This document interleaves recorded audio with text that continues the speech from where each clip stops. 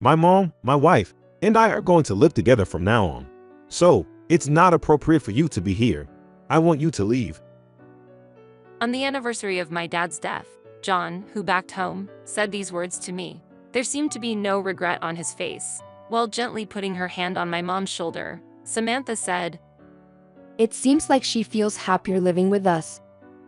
Smiling with satisfaction, she said, Luna has hurt me many times before. I want to keep my distance myself from you now. She gave a sharp look to me. I looked at the house my dad left behind. I was hurt by my brother and mother's attitude. Enough, right? I muttered to myself. Eventually, they would come to deeply regret their actions. My name is Luna. I'm 28 years old and work as an illustrator in the city. As a child, I was curious and loved to play. However, as I progressed through elementary school, my dad began comparing me with my brother. In middle school, I doubted my own worth. My dad were always kind to me, and he'd say, "You're truly considerate and wonderful." In contrast, she seemed dislike about me. You spoil the atmosphere in our home. John is always so cheerful. He can make a cozy ambience. Actually, she often praised John and treat me coldly. He didn't seem to care much for me either. If you disappeared from this house, how reassuring it would be. I kept making an effort every day, hoping to earn their approval. But my efforts were not recognized. I tended to be absent from high school and eventually gave up on college. For friend I met online introductions, I found work as an artist. Surprisingly, my artwork was well received. The internet has made my works more popular. By the time I was 22, I had earned the trust of many clients. My work was going well. Seeing my success, my dad praised, "Your artwork is amazing. You are professional. You can draw this well." Even though I spent a quiet life at home, I was so happy to feel that people were pleased with my work. However, it's difficult to seek an understanding for my work, especially from my mother. She was always critical. You can say a member of society about yourself for the fittest time if you work outside, not home. I think illustrating is just a hobby to pass time. She denied my job easily. That was my livelihood. After graduating from a top university, my brother stood out at the business world. He always spoke with a sense of superiority, taking pride in his success. Illustrating isn't really a stable source of income, right? On the other hand, my business gained over $1 million annually. I'm also in the process of buying a luxury apartment in the city center. I stopped sharing my feelings and situations with my mom and brother. I relied on my dad's understanding more than anything else. As time passed, my brother got married and moved into the luxurious apartment he bought. You don't give us living expenses, so at least you need to help housekeeping. My mom, who didn't housekeeping from the beginning, began to go away from her daily routines. As a result, her unhealthy lifestyle led her to gradually gain weight. Even though my dad occasionally gave her warnings. Remember when Luna skipped school? I faced with a difficult problem then too. I want to take a break once in a while. So, little by little, the family did not say their opinions to her. My job, which is related to design, often required me to work through the night. When I tried to rest during the daytime, Luna, don't be a lazy bum. There's a delivery for you. Don't count too much on us. Such harsh criticisms became a part of my daily life. Even when I achieved a stable income, my mom's attitude showed no signs of change. And then, tragedy occurred to our family. My dad suddenly passed away due to a subarachnoid hemorrhage. One morning, when he didn't get up as usual, I found him lying still, having passed away peacefully. I witnessed this scene and was tormented by a deep sense of loss and shock, unable to recover from the grief for weeks. We need to think about Dad's inheritance. It seems there's no will, so we should proceed according to legal procedures. He began speaking in a calm tone. He didn't seem to be sad. "Don't worry, Mom. I'll handle all the procedures related to the inheritance. Luna probably isn't familiar with these matters, so I'll fully support her." Her words, though spoken with a smile, lacked genuine concern and consideration for us. Meanwhile, Mom seemed to have no choice but to accept the situation, took for granted for my brother's family said. Especially the documents provided by Samantha, and the advice of the lawyer they trusted seemed right to her, and she appeared to have no doubts.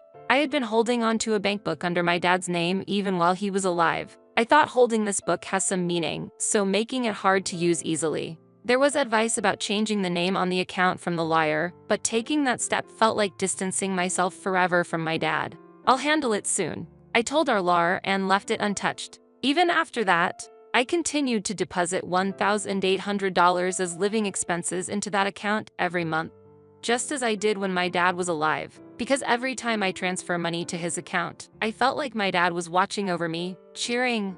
You've grown up splendidly. Also do something to contribute to society.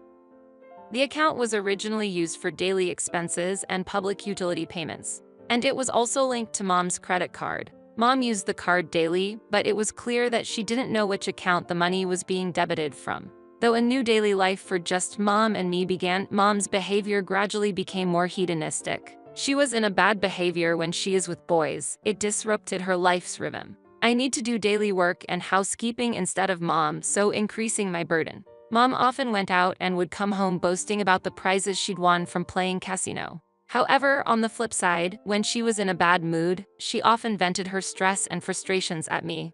Especially at night, Mom drank large amount of alcohol. Concerned, I gently warned her, "Mom, maybe you should drink a bit less." But she'd react sensitively and lash out.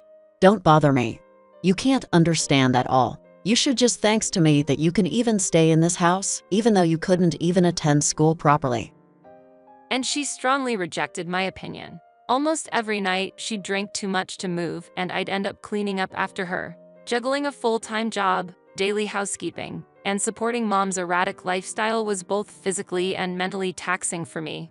One day, I realized it was almost a year since Dad passed away. Then, my brother, who hadn't seen for a while, visited our house and said, Mom, you seem a bit down. Are you okay? I suspect that my mom's peau complexion might be due to liver damage from excessive alcohol consumption. However, she tried to hide such health issues from others, making an effort to act cheerful. Ever since Dad passed away, I haven't been feeling well. She elaborated to my brother. That sounds tough. But you have Luna by your side, right? Is she supporting you well? Luna is a bit unique. She doesn't seem to have much of a filial spirit. I can't know what she's thinking about. She left a critical comment about my character and actions. Hearing their conversation, I felt both ashamed and sad by the atmosphere and my mother's words, almost cry. However, I thanked Mom, so I couldn't express my displeasure. Moreover, my brother seemed to agree with her opinion. Agree. Luna is a bit unique. He said, and my mother nodded in agreement. Then he gently held my mother's hand and, with a serious look, said, Mom, I have some idea. I intend to discuss it properly on Dad's first death anniversary, so please wait until then. With those somewhat ominous words, he left the house. My brother's caring attitude made my mom happy for a few days, and she appeared to be fine. I prepared for our dad's first death anniversary, with no help from Mom. Then, my brother and his wife arrived. I was busy for preparations, but she just watched me, sat next to my mom, and began to gently massage her shoulders. Please take a rest now. It's going to be a long day. Oh, you get stiff shoulders. Thank you, Samantha. Luna doesn't really help me much. Really? I felt just living with Luna and no one else, especially with your health issues, might be quite tough. I was in the kitchen preparing the meal, but I overheard their conversation and it made my heart race. At that moment, my brother stood in front of me and said, Actually, about the future. pausing for a moment before continuing. From now on, I and Hazel live here with Mom. So, I'd like you to find another place to live. Shocked, I looked over at my mother, but she was looking away without saying a word. Filling the silence, Samantha said, It seems that our mom also thinks it's better to live with us. She said, with a slightly proud smile. I realized that they had been conversations and had some plans that I was unaware of. I felt as if I'd been struck on the head upon discovering facts and schemes that had been hidden from me until then. She looks very confident, she continued. Because of Luna, I've been put in countless difficult situations. So I think it's natural for me to distance myself from such a useless child. As her words ended, her eyes stared at me, releasing a sharp gaze. This gaze struck my heart more than her words did. Gazing lovingly at my late dad's house, I asked, Dad, am I making the right choice? I felt like I had been living under the pressure of always trying to meet my mother's expectations and continuously striving for her. However, this incident gave me the opportunity to see new hope and live in a way that was true to myself. With all three of them directing critical gazes at me in that oppressive atmosphere, I confidently declared, "Understood, I'll leave here." At those words, my mom, brother, and Samantha were very surprised at the moment. Seems you've grown a bit. He said to me arrogantly. Determined to keep a positive attitude, I took his hand gently and asked, "John, can I trust you with Mom?" With a slightly surprised look, my brother shook hands with me. My mom looked on with a mix of astonishment and a bit of confusion. I ended my father's memorial service quietly and immediately went to a real estate agency. I liked a one-bedroom apartment with a spacious window and a great view at first sight and decided to buy it. While my mom seemed surprised at my actions, I was already frequently communicating with my work colleagues online and was more socially active. Thanks to the helpful advice from many friends regarding preparations and adjustments for my new life, I was able to make plans go smoothly. A few days after I left, it seemed that John and Samantha also moved into that house. After that, I cut off all contact with them and genuinely enjoyed living alone in a downtown apartment. I spent time for myself, focusing on hobbies and work. However, 2 months later, I received a call on my smartphone from my mom. Luna, can I tell you something? Something troubling has happened. At that time, I was in the office discussing a project. However, without considering my busy situation, my mom began to share her concerns. From her voice, I could clearly sense her urgency and confusion. She said that Samantha was neglecting her daily work, pushing the housework onto my mother. Is Samantha being naive? I can't believe how dusty our house has become. Actually, I've been vacuuming almost daily and wiping the windows. I've also been maintaining the garden. Really? That's why it's been so clean. I was wondering why the weeds in the garden had grown so suddenly. I usually take care of the flowers over the weekends. That might be why. I see. I was always wondering why. During this conversation, it seemed that my mother was realizing for the first time that I had been diligently maintaining both the inside of the house and the garden for many years. Luna, there's something I've been wondering about. Do you know about the passbooks from the A&T banks that were under your father's name? I recently tried to use them, but for some reason, I couldn't make a withdrawal. Also, the related cards seem to be unusable. Oh, about that. Actually, I've processed it and had those accounts transferred to my name. So, you shouldn't be able to transact under the old name anymore. Upon hearing this, my mother exclaimed in surprise. What? Why were they suddenly changed to your name? Those were accounts managed by your father for a long time, right? Taking a deep breath, I continued to speak as calmly as possible to calm her shock and confusion. You might not remember, but when we divided the inheritance, we agreed that the assets of those accounts would be assigned to me. The documents from when we spoke with the lawyer should clearly state this. For a moment, I could hear the sound of my mother flipping through a pile of papers. It's here. I didn't notice at all. Actually, after Dad passed away, I should have changed the name on that account immediately, but I felt that if I did, it would be like erasing Dad, so I emotionally left it as it was. My dad always talked about the future, preparing for the unforeseen by diversifying assets across 4 different banks and a post office. Of those, funds from 2 selected banks went to my brother and the post office portion was left to my mother. Additionally, my mother inherited land and the house we were living in. So does that mean this asset can no longer be used in this family? I believe there was over $180,000. And there was a monthly transfer of $1,600 from your father's investments and other sources. It seemed that my mother was shocked to realize she had lost this relied upon funding. Mom, that monthly $1,600 transfer was from me. It was part of my business, and since it was under the company name, you might not have realized it was from me. But we've talked about this before. I had established my own business, and that $1,600 was given out as a cost related to my office and work. I was using part of this house for my office, so I recorded it as rent and other expenses. It seemed my mother either completely forgot or chose to interpret it in a way that suited her. Huh? So you mean the $1,600 won't be transferred to us anymore? And there's no $180,000. There was a mixture of disappointment and surprise in her voice, like she was placing her last hope in it. I responded calmly to convey the truth. Exactly. I said the fact clearly and assertively. At that moment, I heard an irritated voice from Samantha from behind. Mom, are you still on the phone? How long do you talk? The call's gonna cost a lot. Please start cleaning the bathroom. You're completely useless. I was so surprised at the sudden change in Samantha's attitude and couldn't understand what was happening. Oh, okay, I'll go now. She then continued talking to me.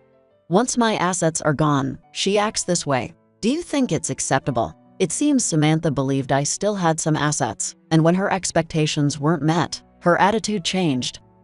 Thinking back to my mother's past actions, it was hard to sympathize with her.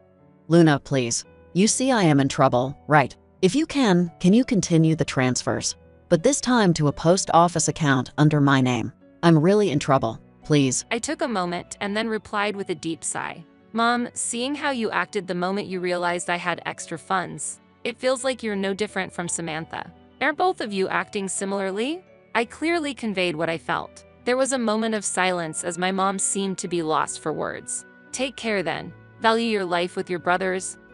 I ended the call. However, in the hours that followed, a stream of notifications from my mom arrived on my phone. Analyzing their content, it seemed my brother had made a significant blunder in his business. He had used up even the inheritance our dad left behind, and still couldn't recover. He had to give up his luxury apartment and seemed to flee back to our family home. The backdrop my brother had once talked about thinking about our life seemed far from the truth. Every day, debt collection notices came to the house, and my brother seemed to drown in alcohol or become engrossed in gambling, as if trying to escape this reality. Samantha's attitude also seemed to change, and she often said, Because of your son, I'm going through all this. You should work too and contribute to the household.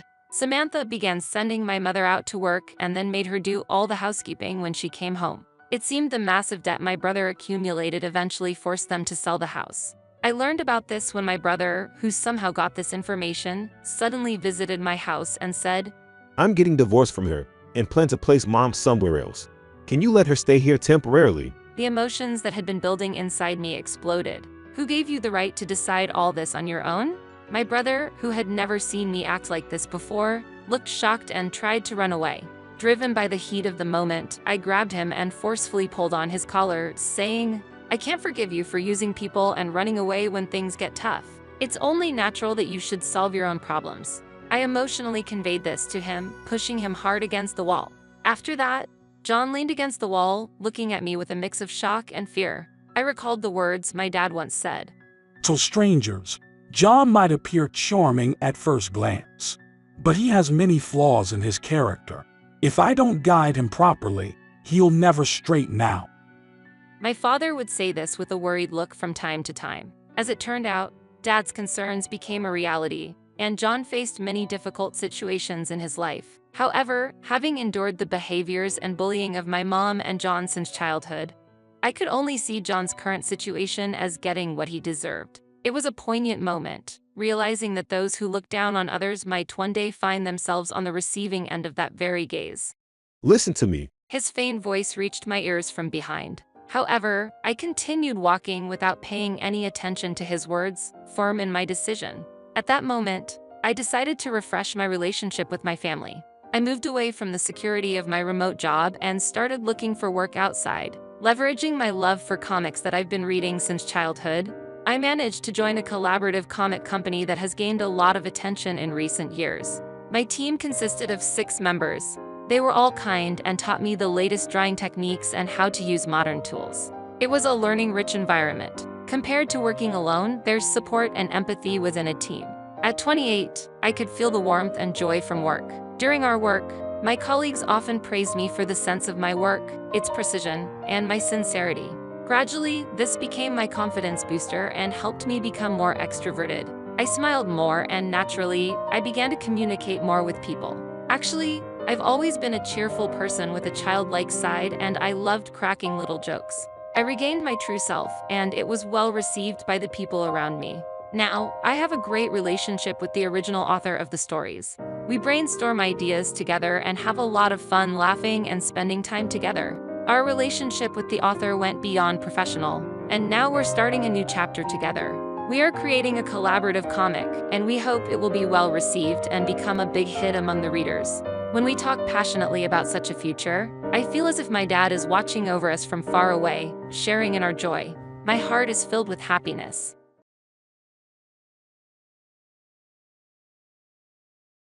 The worst form of failure is you. A man producing confections. Seeing that is embarrassing.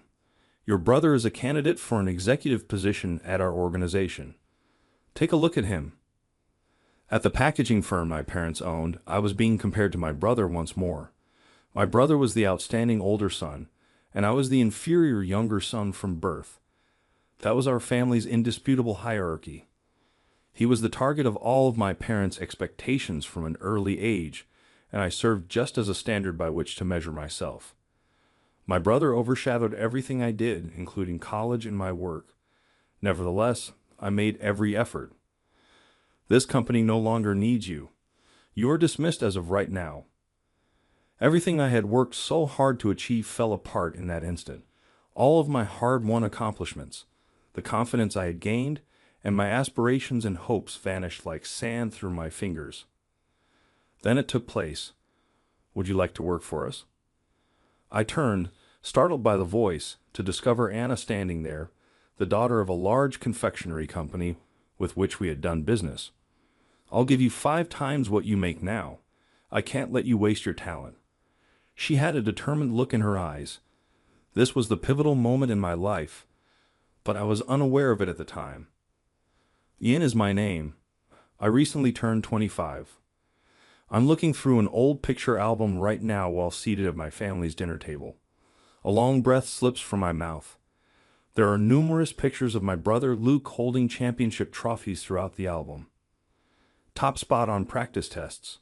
Winner of the national math contest.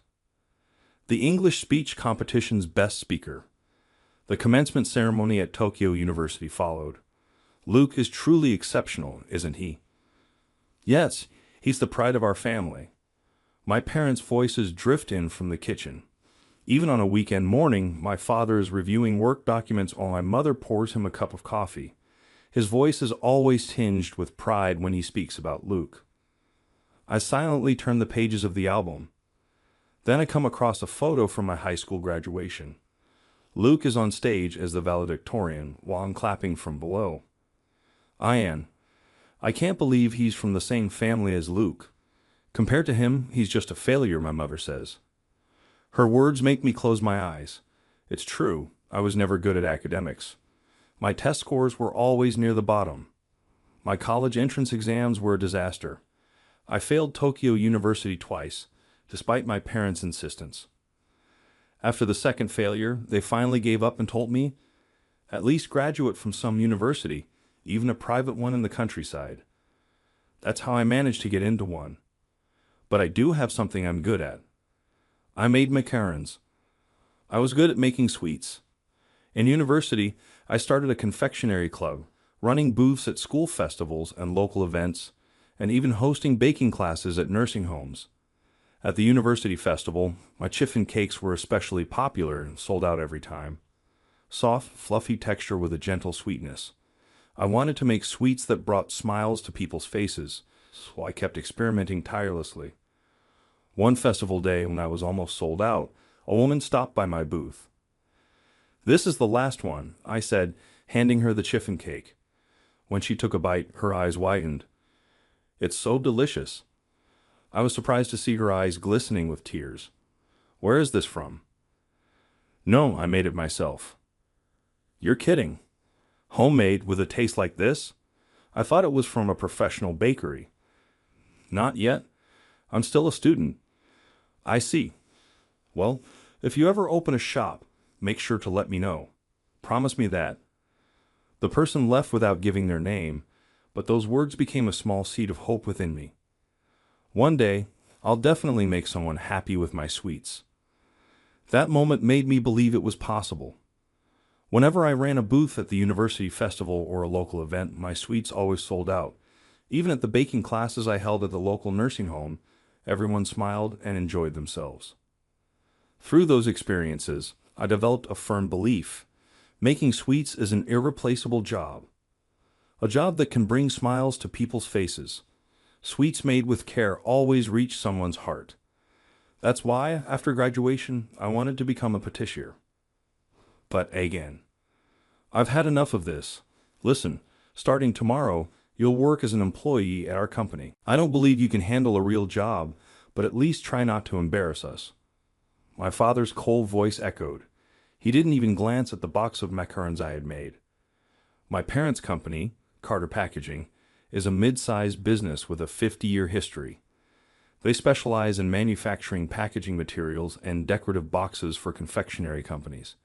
With annual sales of $8 million and about 300 employees, it had grown from a modest workshop into a stable company with a wide range of clients, from large candy manufacturers to fancy chocolate shops.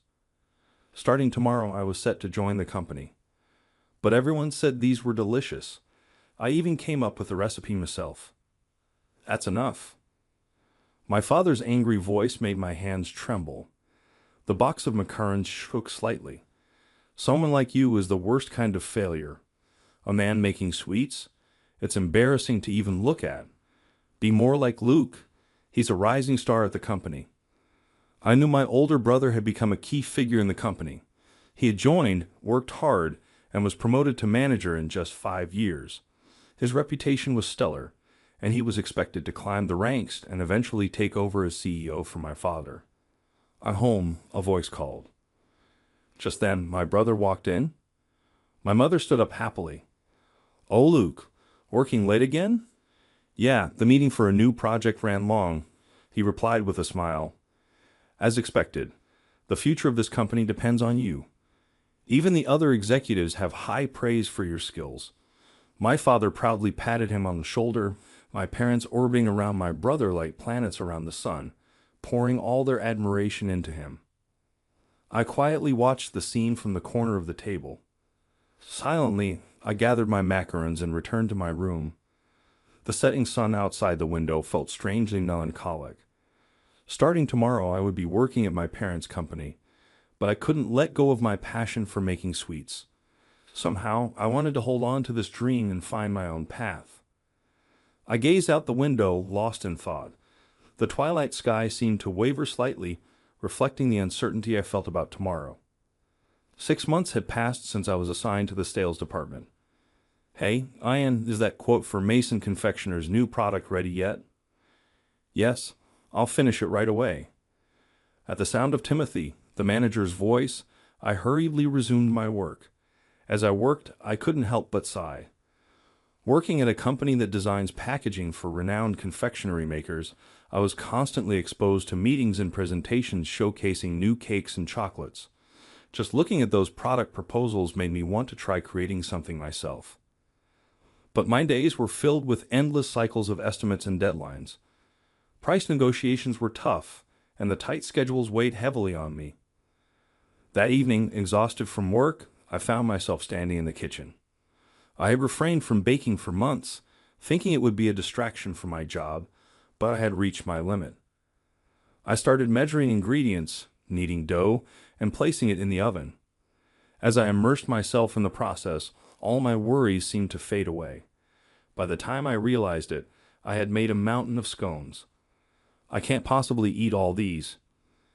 In the empty living room, freshly baked scones were neatly lined up. They didn't look bad at all, but I knew I couldn't eat them all by myself, and throwing them away felt wasteful. This always happened.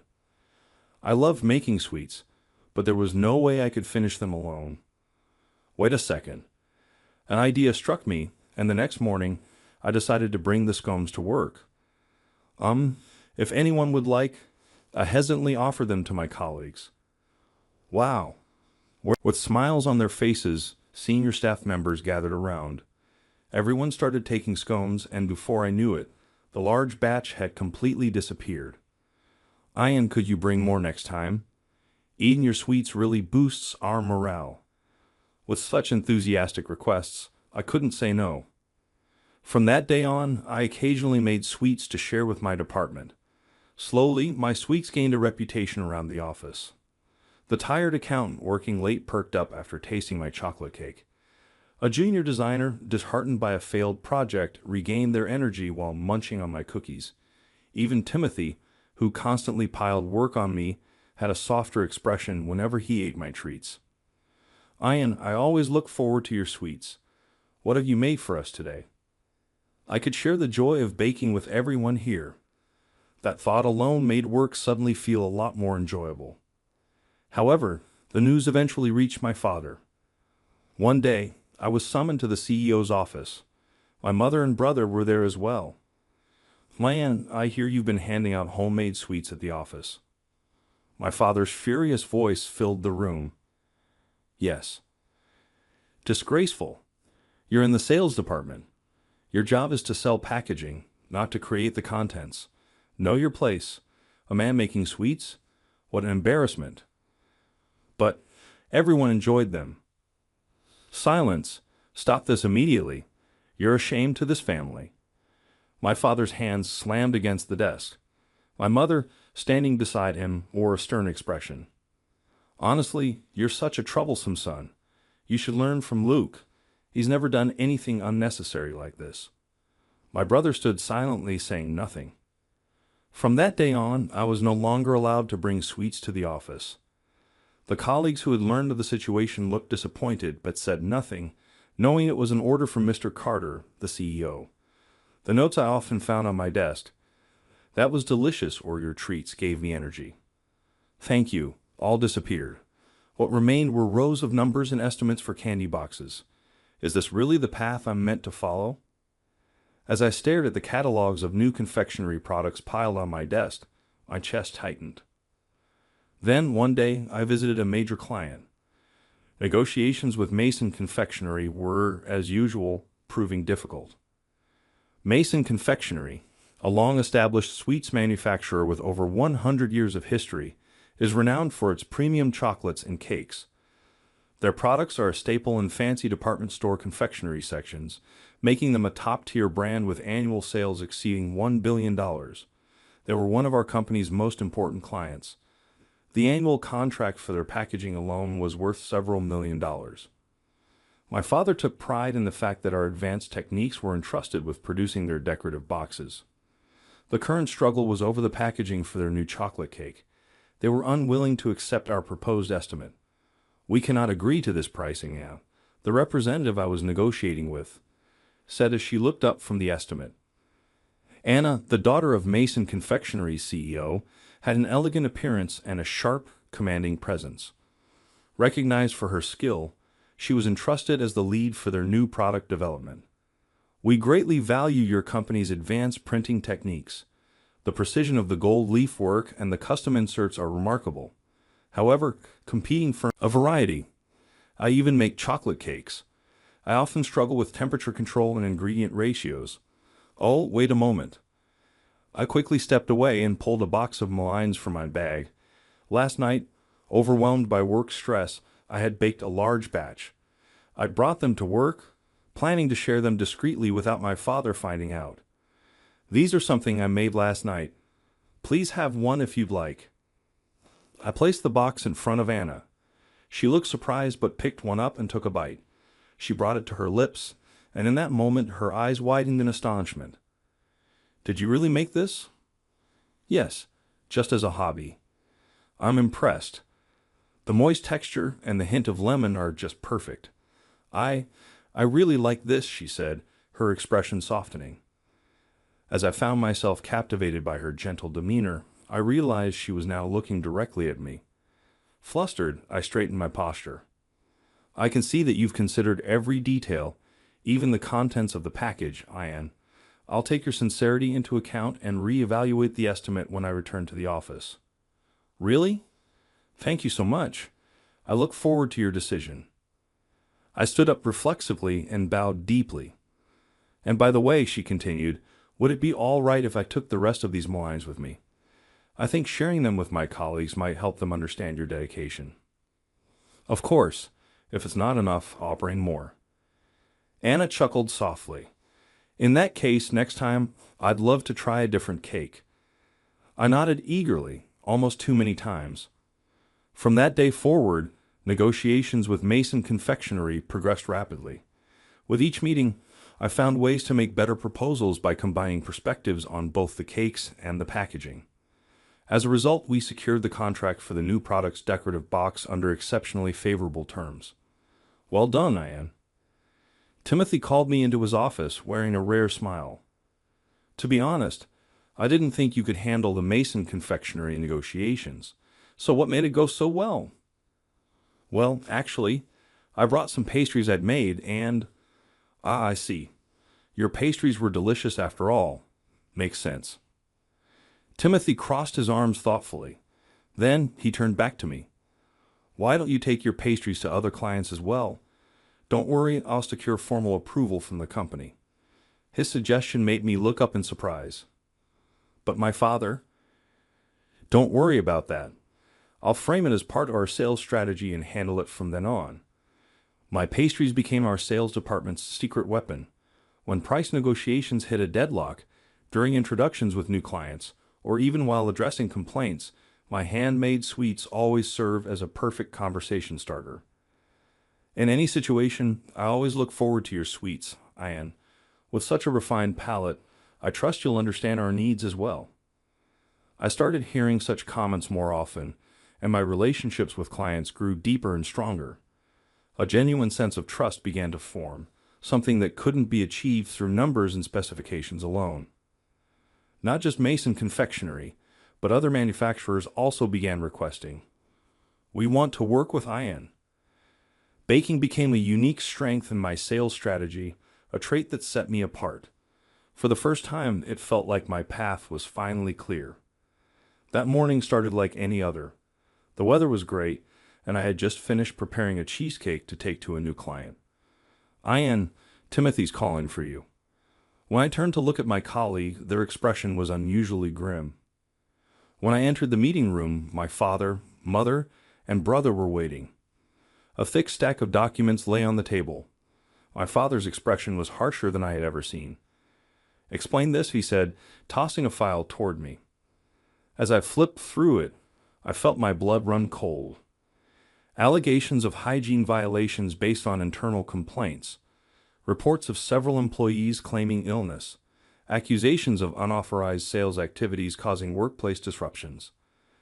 Everything was documented in excruciating detail, complete with dates and times. Sweat began to form on my forehead. My trembling hands struggled to turn the pages. The evidence was unnaturally well organized. It was so flawlessly complete that I couldn't help but feel a sense of unease. This is a lie.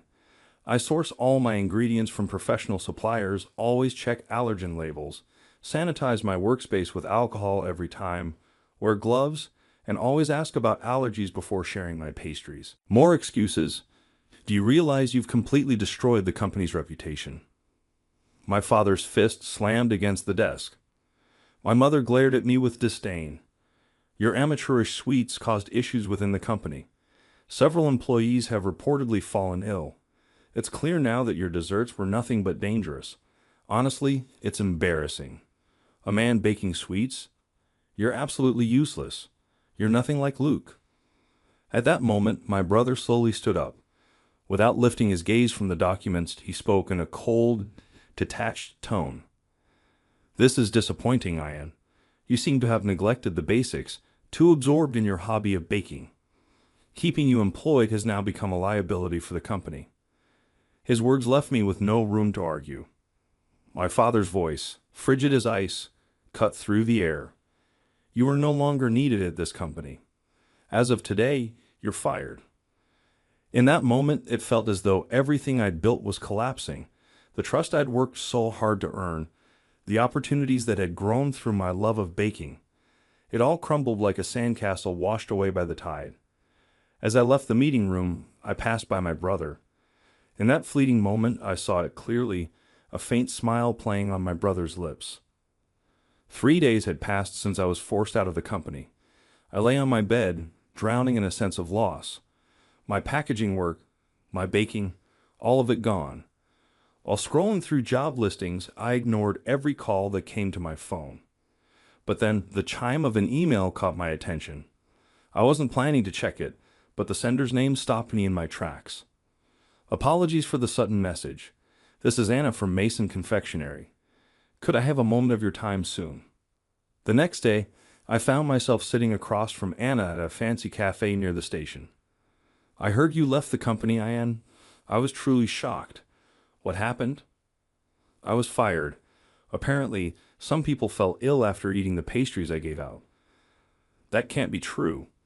I've been eating your pastries for a long time, and I've never experienced anything like that. Something's not right. I should file a protest with Carter Packaging. No, I interrupted her, shaking my head gently as her concerned gaze met mine. In fact, this might have been a good opportunity. What you mean? The truth is, I've always wanted to bake. Working in packaging sales was fulfilling, but this gave me a chance to pursue my true passion. I want to go down the path I've always dreamed of. As I spoke, it felt like I was confessing my innermost thoughts. Anna's expression shifted. In that case, I have a proposal for you. Would you consider working in our confectionery division? What? Your knowledge of packaging and your passion for baking. There's a department where both can be utilized. I'd like you to join our product development team, where you can contribute to creating new confections from the ground up. We're prepared to offer you 5 times your current salary. We also have a robust training program and plenty of opportunities to hone your craft. 5 times? I gasped, stunned. The sincerity in Anna's eyes made it clear that she wasn't joking. I could tell from the way you talked about pastries during our packaging discussions, the emotion you poured into your creations. It was obvious. You think not only about the craft, but also about the joy of those who enjoy the sweets. That's exactly what we've been looking for, Anne. Your talent is genuine. We'd love to see you use your passion and skills as part of our team. Anna leaned forward as she spoke, her words brimming with conviction. A warmth spread through my chest. For the first time, someone truly understood my dream. I took a deep breath and sat up straight. Making sweets has always been my dream. But more than that, I've always wanted to create something that could bring happiness to others. Working in packaging made that desire even stronger. I'd be honored to work for Mason Confectionery, in an environment where someone like you understands me. I want to give everything I have to this craft. As I spoke, my cheeks flushed, as if I were making a heartfelt confession. But I had no regrets. Anna's expression carried a mix of anticipation and kindness. Seeing that, I became certain my decision was the right one. 6 months had passed since I joined Mason Confectionery. Every day in the product development department, I was immersed in creating sweets. During a meeting to evaluate prototypes, I tasted a bite of a chocolate cake and instinctively muttered, "The balance of cacao in this is exquisite. It must be based on Venezuelan cacao mass, with about 20% Ghana cacao added to balance the acidity and sweetness.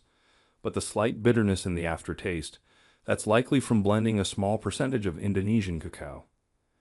This bitterness sharpens the overall flavor, giving it a more sophisticated adult profile. You can tell all that?" An experienced patissier looked at me in astonishment. By tasting just one bite, I could identify the ingredients and techniques used. Before I knew it, people around me started calling me the magic palate. One day, during a product development meeting, Anna proposed an idea. "Ian, when I was in Paris on a business trip, I tried a new dessert at a popular shop on the Champs-Élysées. Do you think you could recreate it with your magic palette?" "I'm sure it's possible." I remembered the cake Anne had once shared with me. The layered texture of the sponge, the caramel flavor, and the almond praline ratio were particularly memorable. "I think I can recreate it. The base should be a sponge, but rolled thinner than usual, with caramel cream between the layers." As I started writing out the recipe on the spot, the others in the room looked at me in surprise. 3 days later, we held a tasting for the recreated cake prototype. Anna took one bite, her eyes widening. "I can't believe this. This is exactly the same as what I had in Paris. To think you could replicate the flavor from just one taste." But then, after taking another bite, Anna tilted her head slightly. "But somehow I like this version better than the one in Paris." Blushing slightly, I explained, "I adjusted it to suit Japanese palates by reducing the caramel sweetness and enhancing the roasted flavor of the praline. I also made the sponge slightly moister." "Yes, that's it. The Paris version was a bit too sweet and became cloying towards the end, but this is something you can enjoy it all the way through. It's so well calculated." Anna's eyes sparkled. "This could be our original product." "Wait, you mean to sell this?" "Of course. Something this delicious deserves to be shared with the world." True to her word, Anna launched the dessert as a new product from Maison Confectionery, named Parisian Memory. It became an instant sensation upon release. Social media posts showing long lines at department stores for Parisian Memory began to trend.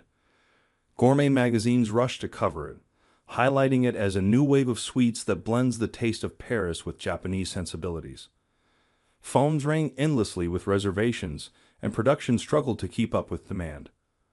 What will you make next? I can't wait for the follow-up to Parisian Memory.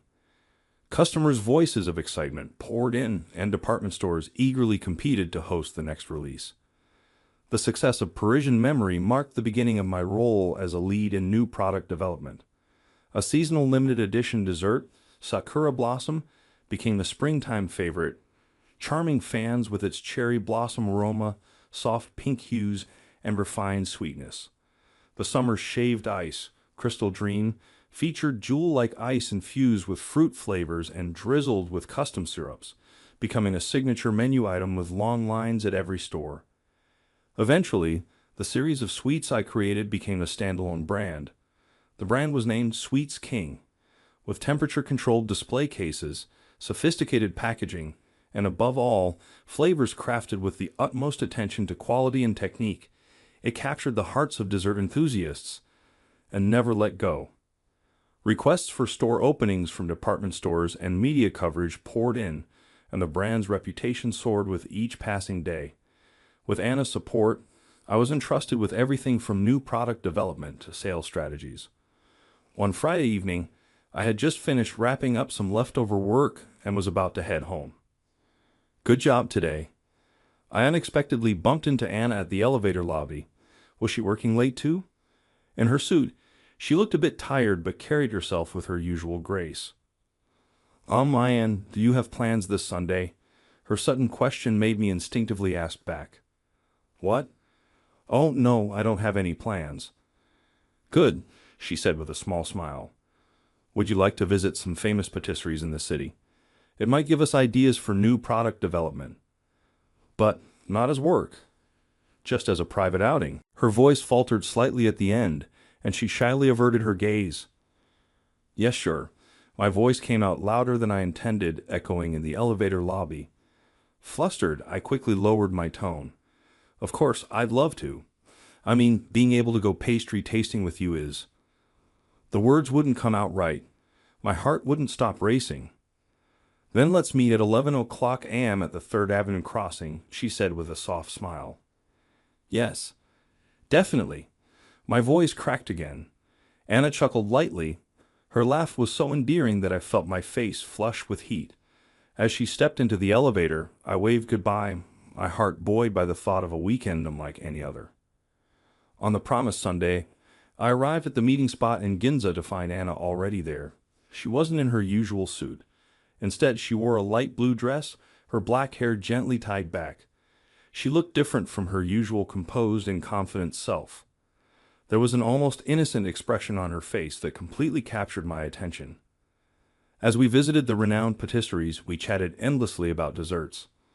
The crust on this tart is perfectly crisp, isn't it? And this cream, the subtle vanilla scent gives it such an elegant touch. Anna's refined palate and sharp observations amazed me once again. Her bright, joyful expressions were unlike anything I had seen at work. The way her eyes sparkled when she talked about sweets. Every glimpse of this new side of her made my heart race. As the sun began to set, we stopped by a cafe housed in a renovated old Western-style building. Sitting by the window, surrounded by antique furniture, Anna sipped her tea with graceful movements. I couldn't help but be mesmerized by her. What's wrong? Is something off? She furrowed her brow in concern, and I quickly shook my head. No, not at all. Thank you so much for today. Not just for today, but for everything. If it weren't for you hiring me after I was fired, I wouldn't be where I am now. If anything, I should be thanking you. I wouldn't be here without you. Her usual composed demeanor softened slightly.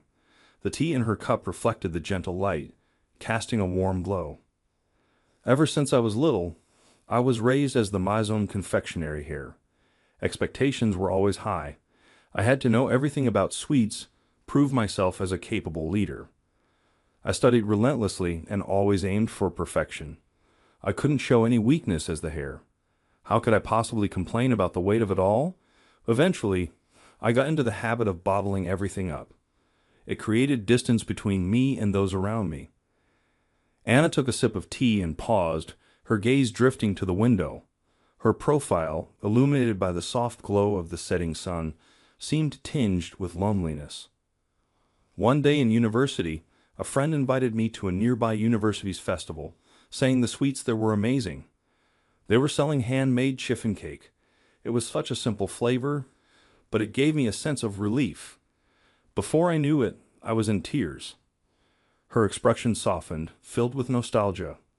My friends noticed something was wrong, and after brushing it off at first, I eventually opened up about the pressures of being the Mason confectionery heir, the expectations I faced, and the exhausting question of pretending to be perfect. When they told me, "Anna, you're just you," it made me so happy that I finally started sharing my feelings and forming genuine friendships.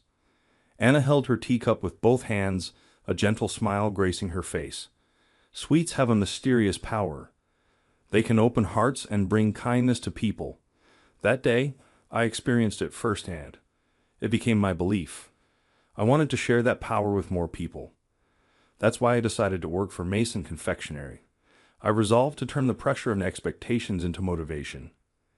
Anna continued, her gaze fixed on something distant. Then, taking a deep breath, she turned to look straight at me. "And then I met you. When I tasted your sweets during that negotiation, I was stunned. They had the same warmth as the chiffon cake I had at that festival. I realized right away, it was you." "Wait, could it be? You're the one who came to my booth at the festival?" I asked. "Yes, I made you promise to open a shop, but I left without even asking for your contact information. I've regretted it ever since. I can't believe it was you all along." "Anna, back then, I was so focused on how others saw me that I always acted formally and rigidly, as a company representative should. But when I tasted your chiffon cake, I couldn't help but express how moved I was. It felt so genuine." Her voice softened, but her hands gripped the cup with quiet intensity. "Afterward, during my visits to Carter Packaging for negotiations, I started observing you closely. I saw how you quietly offered sweets to colleagues when they were discouraged after a mistake, when the accounting team was overwhelmed with deadlines, or when sales reps were nervous before a presentation. Your kindness really touched me. Unaware I had been watched, I felt my face grow hot with embarrassment. Outside, the streetlights had started flickering on, one by one. Later, I learned that Mr. Carter forbade you from giving out sweets to employees. That moved me even more. How you continued to bake and share, despite defying your father. Your strength, your unwavering commitment to your beliefs, inspired me deeply. It gave me the courage to think, I can follow the path I believe in too. That's why the success of our brand is all thanks to you. The emotion you pour into your sweets reaches every single customer. It's something I could only accomplish because I had you by my side. Thank you, Ian." Her softly spoken words warmed my heart. The streetlights outside bathed the city in a gentle glow as night began to settle. 6 months after Sweets King had firmly established itself, I received an unexpected call from reception. "Mr. and Mrs. Carter from Carter Packaging are here to see you." Their sudden visit took my breath away. After consulting Anna, she responded, "Bring them to the meeting room." A few minutes later, I found myself sitting across from my parents, with Anna by my side. My father no longer exuded his usual authority. His shoulders were slumped, and my mother's expression was equally somber. "It's been a while, Ian," my father said, his voice unusually gentle. My father's voice was unusually gentle. Furrowing my brow, sensing something was wrong, I waited as he began to speak. "The truth is, the company's financial situation has become dire." He handed me the financial report with trembling hands. Skimming through it, I felt a chill run down my spine. Sales had dropped by 30% compared to the previous year. Contracts with 3 major confectionery manufacturers, the company's core clients, had been terminated, and dealings with a luxury chocolate maker were being scaled back. While there were new inquiries, negotiations had stalled, and no deals had been secured. Poor decision-making and unilateral pricing proposals had caused a loss of trust from long-standing clients. Complaints about lack of quality control and packaging had escalated, leading some companies to sever ties entirely. Loan repayments were falling behind, and additional financing from banks was no longer an option. If nothing changed, even next month's payroll might not be met. On top of that, the lease on state-of-the-art printing machines was a significant financial burden. The livelihoods of 300 employees were hanging by a thread. At the end of the report, a bankruptcy simulation was laid out in black and white. It was like a written acknowledgement of defeat, something I never thought my father would admit. "Look at this graph," my father said, pointing to a line chart of performance trends. The downward curve had steepened ever since my brother had assumed more control. The company's hard-earned technical expertise and decades of trust had started crumbling in just 6 months. Luke turned out to be such a disappointment. We sent him to a good university. I raised him so strictly. Maybe spoiling him was a mistake. In hindsight, we should have made him struggle like Anne. He just wasn't cut out to be a CEO. I couldn't help but smile bitterly at her sudden change of tone. My father looked up from the report, his eyes filled with a desperation I'd never seen before. "Ian, please come back. You're the only one who can save this company. Your achievements at Mason Confectionery are well known across the industry. Unlike Luke, you have what it takes to lead." "That's right," my mother added, her voice soft and uncharacteristically kind. "Ian, you've pulled yourself up with your own strength, not like Luke, who relied on his parents' protection. I've heard about how popular your products are at Mason Confectionery, and I couldn't be prouder." My mother suddenly spoke in an unexpectedly gentle tone. Gone was the disdain she used to direct at me. After a moment of silence, I finally spoke. "All right, I'll think about it seriously." At my words, my parents' faces lit up instantly. "Really?" they said. "I knew you'd understand, Ian. Bring your skills from Sweets King to our company. Don't worry about salary. We'll make sure you're compensated better than now." My mother's eyes welled up, and for the first time in years, my father smiled with a pasted-on smile. I listened as my parents continued speaking as if everything had already been decided. As they left the meeting room, their backs seemed lighter, almost buoyant, compared to when they had arrived. The door closed behind them, and Anna immediately turned to glare at me, her eyes sharp with frustration. "Are you serious?" she asked. "Just when Sweets King is gaining momentum and heading toward bigger successes, if you leave this brand?" "No." Her voice was quiet but filled with urgency. Anna's face paled, her expression resembling someone on the verge of losing something precious. She bit her trembling lips to hold back her emotions. I offered her a gentle smile. "Don't worry. I'm not leaving this company. I have an idea." Her expression shifted, curiosity and hope replacing her initial fear. She seemed to catch the determined glimmer in my eyes. A week later, I stepped into the Carter Packaging meeting room. My parents greeted me with beaming smiles. "You've come back to us already. That's our boy," my mother said, visibly relieved. "I've already come up with a new sales strategy," my father began. "Before that, I have a proposal," I said calmly, stopping him just as he reached for a folder of documents. I placed the acquisition proposal Anna and I had prepared on the table. "I want Mason Confectionery to acquire Carter Packaging." "What?" My father's smile froze in place. My mother picked up the proposal and stared at it, stunned. "If we combine Carter Packaging's packaging expertise with our brand power, we can achieve significant synergies for the Sweets King brand. In particular, we're planning product lines that emphasize premium packaging." My voice was steady, cutting through the tense atmosphere. My mother's voice shook as she spoke. "Wait a minute. What are you saying, Anne? I thought you were coming back. Don't say something so absurd. If nothing changes, bankruptcy is inevitable. Loan repayments are overdue. Major clients are terminating contracts one after another." "I know that, but handing over our company to someone else is out of the question." My father slammed his fist on the table, his face flushed with anger. I maintained my composure and continued. "Mason Confectionery can protect the employees' jobs, invest in new equipment, and most importantly, preserve and expand Carter Packaging's technical legacy. My father gripped the financial report tightly, his face a mix of denial and desperation. Suddenly, his expression brightened, as if he had thought of something clever. He smirked at me. "You clearly don't understand, Mayan. You're not a shareholder, so you can't make an acquisition happen." "That won't be an issue," I replied, sliding a shareholder registry across the table. Both of my parents' eyes widened as they scanned the document. This, my father's trembling hands flipped through the registry. Next to my name was listed a 20% ownership of the company's outstanding shares. When did you?" "I've been quietly buying shares on the market over the past year." But my father's smirk didn't waver. "Even so, that's not enough for an acquisition. You need a majority stake." At that moment, the door to the meeting room opened. "Then this should suffice." I turned to see Luke standing in the doorway in a sharp suit. His expression was calm, almost serene, as he stepped into the room. "Luke," my parents exclaimed in unison. But my brother ignored them and handed me a thick folder. I opened it and began to read through the documents. It contained everything necessary for a stock transfer agreement. The date on the papers was the same day I left the company. "I've received them, Luke. With this, my shares now exceed the majority threshold," I said firmly. "What is this, Luke?" "Ian, don't tell me you two planned this together."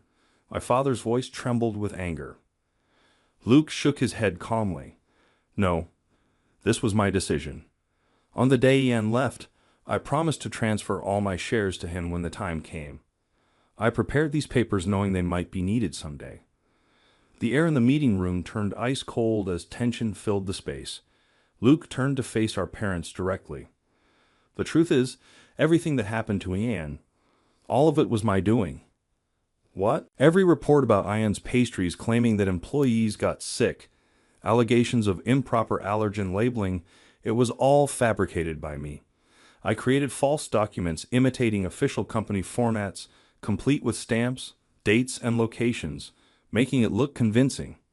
I kept them hidden in my desk until the right moment and then presented them to you." Luke's voice grew quieter as he confessed. "I knew Ian's pastries would never harm anyone, but even so, I thought this was the only way to protect him."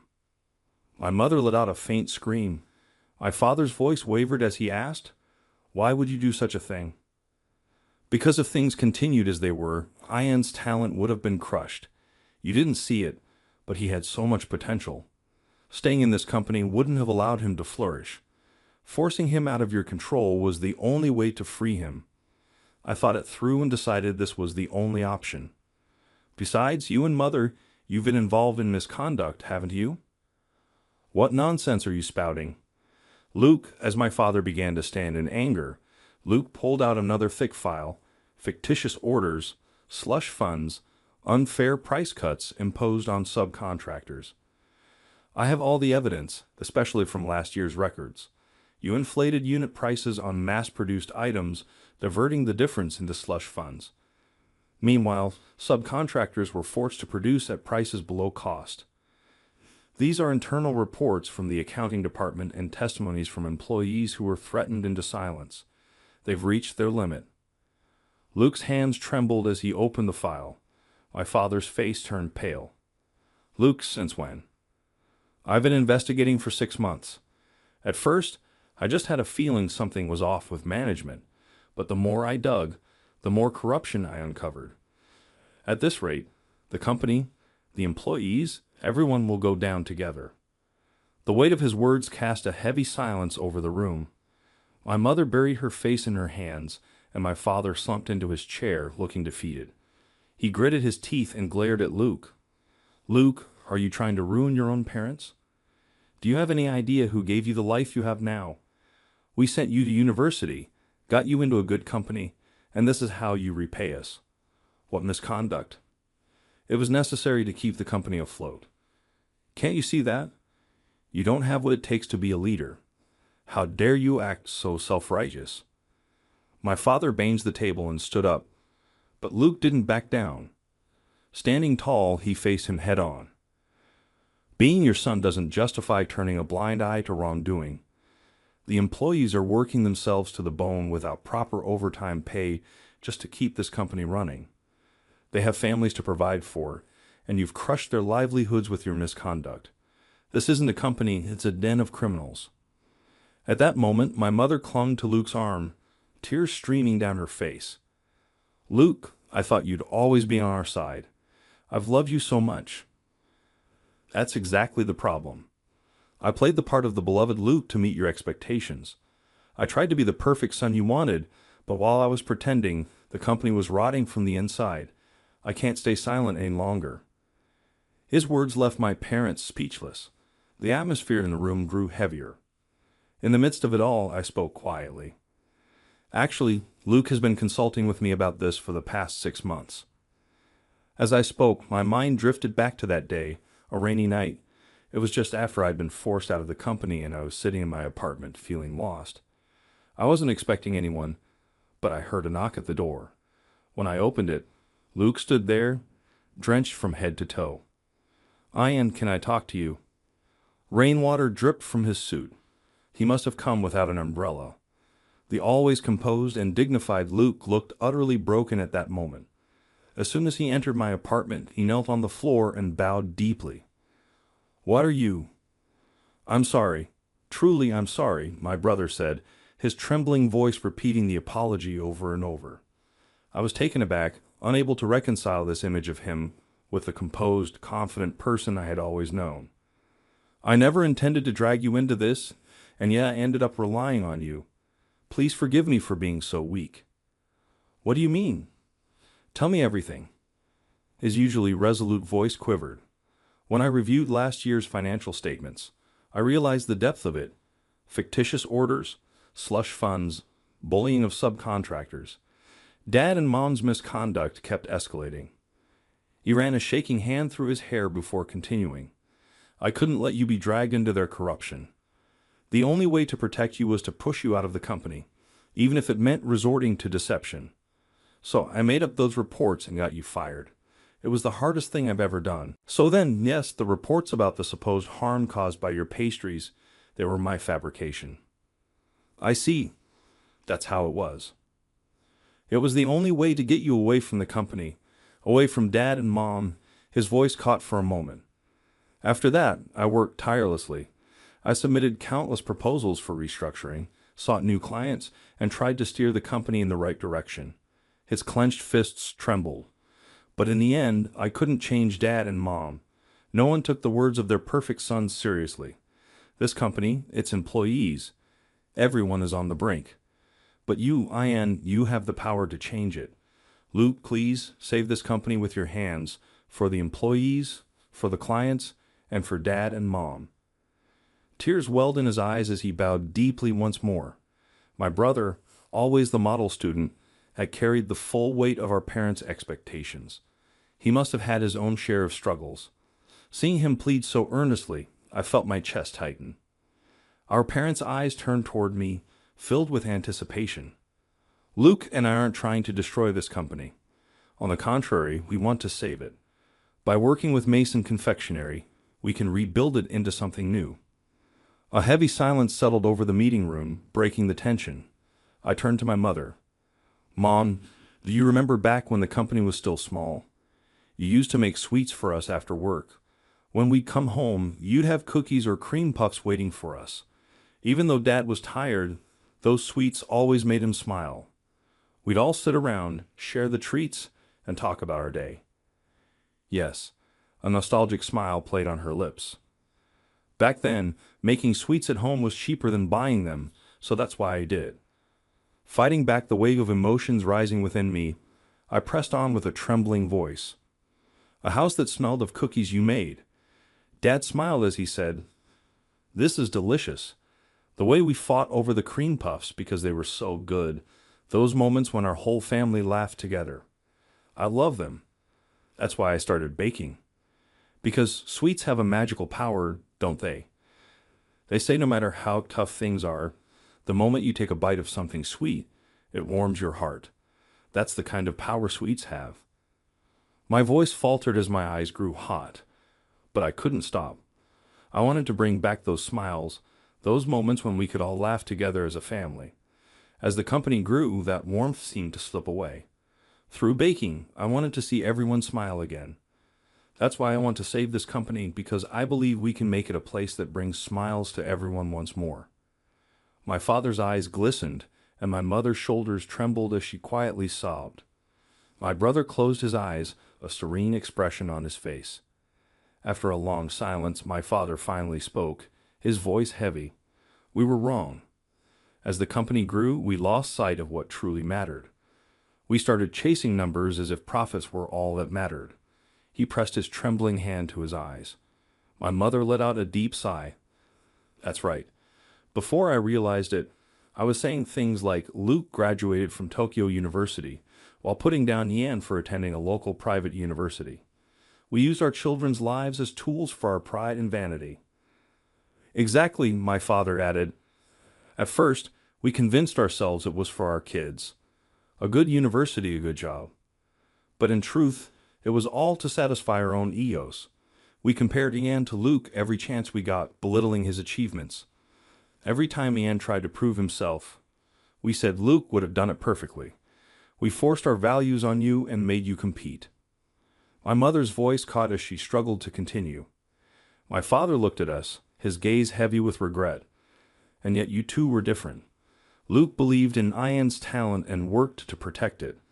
Ian fought to bring back the smiles we'd lost as a family. You understood what truly mattered far better than we did. We were just arrogant adults, blinded by our own pride. My mother wiped her tears, and my father stood in front of me and my brother. Ian, I'm sorry for trying to crush your talent.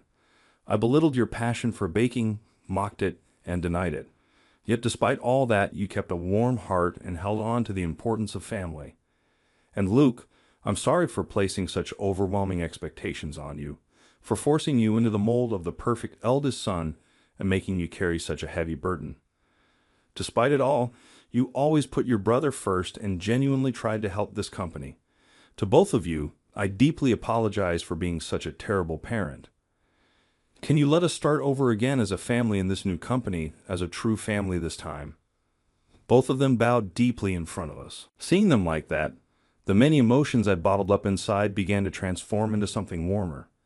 My brother and I exchanged a glance and gave a small nod. The tension in the meeting room slowly began to melt away, replaced by a growing warmth. 1 month later, the acquisition of Carter Packaging by Mason Confectionery was officially finalized. At the press conference, my parents' dismissal from the board and their disciplinary termination for misconduct were also announced. Anna entrusted me with full authority over the new post-acquisition structure. I'm leaving this project in your hands, she said, pointing to the new organizational chart. During a meeting at headquarters, my name was listed as an executive officer. Below it, as the head of corporate planning, was Luke's name. Luke will oversee the implementation of operational improvements. He knows the challenges on the ground better than anyone. Under Luke's leadership, reforms began to yield tangible results. Unjust cost-cutting measures imposed on subcontractors were corrected, and relations with partners were mended. The issue of unpaid overtime was also resolved. As a result, the employees' expressions grew brighter with each passing day. The once heavy atmosphere lifted, and the workplace began to buzz with energy again. Ian, this is all thanks to you. Our packaging quality has improved, and our clients are raving about it, Luke said with a sheepish smile. He still seemed unaccustomed to my new title, often catching himself mid-sentence. Don't mention it. Anyway, could I get your input on this next project? He handed me a proposal filled with ideas for new packaging designs that perfectly captured the essence of the Sweets King brand. It was clear he put a lot of thought into enhancing the appeal of the desserts. The reborn Carter packaging was making steady progress, and the warmth in my chest only grew. One day, I had an unexpected encounter at the cafeteria in headquarters. During lunch, I saw my mother arriving with a small package in hand. Ian, Luke, I made cookies for you today. It's been a while, but I thought I'd try baking again. The bag she offered carried the familiar aroma of the cookies she used to make. Now my mother works part-time in accounting, helping with data entry. She no longer has her prestigious title or a lavish lifestyle, but her expression is softer and more genuine than it used to be. I've started making treats for the employees sometimes too. Watching you, I realized how sweets truly have the power to make people smile. My father now works quietly in the warehouse, managing inventory. The aura of authority he once exuded is gone, replaced by a humbler demeanor. He often shares laughs with the younger staff, showing a newfound warmth. They've really changed, haven't they? Luke remarked. But maybe this is how our parents were meant to be. I think they finally realized what truly matters beyond status and pride. The aroma of my mother's cookies filled the office. It brought back memories of the warmth our family once shared, while also signaling the beginning of a new bond. One evening, after the month-end budget meeting, I was tidying up the conference room when a familiar voice said, "Good work today." I turned to see Anna standing by the window, her figure framed by the glittering night skyline. Her expression was softer than usual. "Today's planning meeting brought up some great ideas," she said. "Ah, are you talking about the new packaging designs?" I asked, "Yes, but more than that. Seeing you listen to everyone's opinions and address each issue with such care, I realized how grateful I am to have you by my side." Anna said softly. In the moonlight, her profile seemed unusually captivating. "At first, I was drawn to your talent for making sweets, but then I realized something even more important. The focused look on your face when you're creating, the sparkle in your eyes as you imagine how happy someone will be, your kindness always staying close to others, and your strength never giving up on your dreams. All of that has been my support." Anna slowly turned to face me. Our eyes met, and I couldn't help but hold my breath. "The emotions you pour into your sweets have always warmed my heart," she continued. "Whenever I felt lost at work or under pressure, eating something you made gave me courage. And before I knew it, it wasn't just the sweets I loved. No, more than that, I had fallen for you, the one who makes them." Warmth filled my chest in the stillness of the meeting room. Anna's gentle breath carried a faintly sweet fragrance. Her soft gaze, something I had never noticed before, seemed to draw me in endlessly. "I feel the same, Anna. I love you. You've always supported me, believed in my dreams. Without you, I wouldn't be who I am today. If we can continue walking this path together, I couldn't ask for more." Her cheeks flushed softly, and a tender smile graced her lips in response to my words. Outside the window, the city lights sparkled as if celebrating us. The calendar showed that spring was just around the corner. A new season of sweets was about to begin, and I knew with certainty that together we would bring countless smiles to people in the days to come. The thought filled my chest with a gentle warmth as I reached to turn off the lights in the meeting room. A small shoulder brushed against my arm. Even after being driven out of the company, having my dreams dismissed, and enduring unfair treatment, I never gave up on the path I believed in. I wanted to make people happy through sweets. That desire had always been my anchor. By staying true to my convictions and persevering, I had finally found someone who truly understood me. My encounter with Anna taught me this. What truly matters isn't numbers or external evaluations. It's about staying sincere to what you believe is right. If you do, the path will inevitably open before you. Pride in my work and faith in my conviction, by staying true to them, I knew I'd always find fulfillment in the end, and I wanted to keep being that kind of person.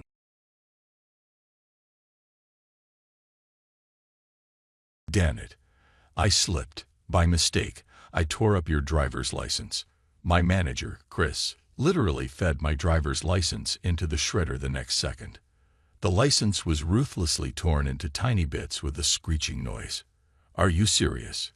That's hilarious. I suppose I'll drive instead. After exchanging glances, the two high-ranking staffers started laughing. Chris went on in a cold tone, perhaps copying my expressionless demeanor. You're useless here anyway. You're not going to participate in the negotiations, really. You're a nobody from an unidentified college who is merely dead weight. I felt a rush of helplessness and embarrassment. In one instant, it seemed as if all of my hardships and sacrifices had been in vain. My chest constricted, and I choked on my rage, unable to speak. I was forced to put up with it, but the patronizing expression in Chris's eyes made me feel rebellious. I was unable to tolerate this humiliation. My voice was shaking, but I tried to sound calm as I said, "Then I'll stay." Chris's action would subsequently result in an unexpected development. This year, I turned 33 years old, and my name is Kevin. I got my current position after graduating from an unidentified private university that no one knows about. I didn't have any goals for the future in high school, and I didn't think going to college would be interesting. However, I reluctantly applied to institutions when my parents insisted that I pursue my education. I wasn't prepared and didn't put in much effort because I didn't care about academics. As anticipated, I slackened off. I didn't even come close to getting accepted into a respectable university, and reality set in. Few people had even heard of the school I was accepted to. I didn't really care, but my folks were content nevertheless. Nevertheless, knowing that I had been accepted somewhere gave me a tiny amount of relief. The campus was surprisingly crowded and full of classrooms when I first started college. Despite my best efforts to adjust to this new setting, I couldn't get rid of the sense that something was lacking. In order to make some spending money in the midst of all of this, I chose to accept a part-time job. It was the ideal size for a student like me, so I picked a little neighborhood eatery that opened right before lunch. At first, the job was just a way to make money. I worked without much enthusiasm, simply following orders and waiting for the hours to pass. However, my mindset began to change as I spent more time around Marcus, the restaurant's manager. Marcus always approached his work with seriousness and sincerity. His attitude went beyond the scope of simply running a restaurant. Every day, he focused on customer satisfaction and put great effort into training the staff. At first, I found it exhausting, but little by little, I started to be influenced by him. One day, Marcus said to me, "Let's work together to make today a day our customers will be glad they came." Though it wasn't a specific directive, his words had an inexplicable power. After that, I began to take my job more seriously. Even during the busiest times, when I wanted to quit out of sheer frustration, Marcus's presence kept me going. He was always calm, always smiling, and never stopped thinking about the customers, no matter the circumstances. It was refreshing to see, and I even started to think I wanted to become an adult like him someday. While there was value in what I learned at college, my part-time job became more like a real-world school, where I learned about work ethics and attitudes. Marcus's influence steadily changed my perspective on work. Through the job, I learned about the challenges of customer service, the importance of teamwork, and what it truly meant to take responsibility. But the most impactful lesson was watching Marcus's dedication to ensuring customer satisfaction, always working with a smile. That left a lasting mark on me. For me, Marcus's work ethic became an ideal to aspire to. One particularly busy lunch shift, the restaurant was packed with students and nearby office workers. While everyone was bustling around, Marcus continued to smile and calmly gave instructions. On busy days, both the kitchen and the dining area often found themselves short on breathing room. When a new kitchen staff member struggled with their tasks, Marcus quickly stepped in to assist. "Leave this to me. You all focus on welcoming the customers," he said, giving the rookie simple instructions before swiftly preparing the food effortlessly. His demeanor remained calm and warm as always, putting not just the rookie but the entire staff at ease. That same day, we faced another challenge. A piece of equipment broke due to a staff member's mistake. Under normal circumstances, such a situation might have led to panic, but Marcus kept his composure. "Don't worry. Let's figure out the next step," he said with a smile. Never blaming anyone, he quickly came up with an alternative plan and issued precise instructions. Thanks to his wealth of experience, the impact of the problem was minimized. When a staff member fell ill, Marcus immediately urged them to rest and adjusted everyone's workloads to prevent added strain on the team. Marcus, who always cared about the well-being of his employees, brought a warm, family-like atmosphere to the workplace. In addition to ensuring customer satisfaction, he created an environment where everyone could work comfortably. Watching Marcus's approach inspired all of us. We began to take pride in our work and naturally found meaning in it. The positive energy he brought to the team seemed to radiate throughout the restaurant, even reaching the customers. Marcus never forgot to express gratitude. "Thanks for your hard work today," he'd say to everyone at the end of a shift. It might have been a small gesture, but it meant a great deal to us, serving as a source of motivation. From Marcus, I learned that working isn't just about efficiency or results. It's about how we collaborate as a team and care for one another. His work ethic and philosophy remain deeply ingrained in my heart to this day. After my university classes, I'd head to the restaurant, put on my uniform, and think about the flow of the day while recalling Marcus's teachings. Watching how Marcus worked made me want to grow and change myself. One day, after the usual busy lunch rush, the restaurant finally calmed down. A family consisting of grandparents, parents, and a small child came in. It was a holiday, and we were all a bit tired from a heavy workload. But as soon as I saw their happy smiles, my mood shifted instantly. When I went to take their order, the grandfather told me something special. "It's my grandson's birthday today." Hearing that, I wanted to do something to celebrate. After consulting with the other staff, we decided to secretly prepare a small dessert plate. Seeing the child's excitement over the food brought a natural smile to all of our faces. When we brought out the dessert plate, we sang "Happy Birthday" together with the other staff, and the surrounding customers joined in as well. The entire family was deeply moved by the gesture. Realizing that such a small act of service could create such a joyful moment warmed my heart. As they were leaving, the mother turned to us and said, "Thank you so much. This was an unforgettable birthday." In that moment, I truly felt the joy of contributing to someone's happiness through work. These experiences made me feel a growing sense of fulfillment in what I did. What started as a simple part-time job to earn pocket money had transformed into something much more meaningful. The words of gratitude from customers became the greatest reward. Marcus often told us, "It's the little connections with customers that elevate the atmosphere of the restaurant." Through my own experiences, I began to understand the truth behind his words and what it meant to be a professional. When I first started the job, I never imagined I'd take it so seriously, but now I know that this experience has become a valuable asset in my life, a pivotal chapter that made me reflect on how I want to move forward. And then, an unexpected event occurred that would change my life. As usual, lunch service began, and the restaurant was bustling with customers. Among them was an older gentleman in a perfectly tailored suit. He had visited the restaurant a few times during lunch and always exuded a refined yet approachable demeanor. Whenever I took his order, we would exchange a few pleasant words. That day, the line outside was long, and we had to work quickly and efficiently. Amidst the flurry of orders, I realized that one dish hadn't been prepared yet.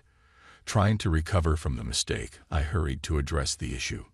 Despite the chaos, I made sure to maintain a polite and attentive attitude when serving the gentleman his meal. Suppressing my nervousness, I spoke with sincerity. "I'm very sorry for the wait. I hope this didn't disrupt your schedule," I said apologetically. The gentleman smiled warmly and replied, "No, it's all right. Thanks to you and your team, I've been enjoying a lovely meal." As the lunch rush ended and the restaurant quieted down, the gentleman came to the counter to pay his bill.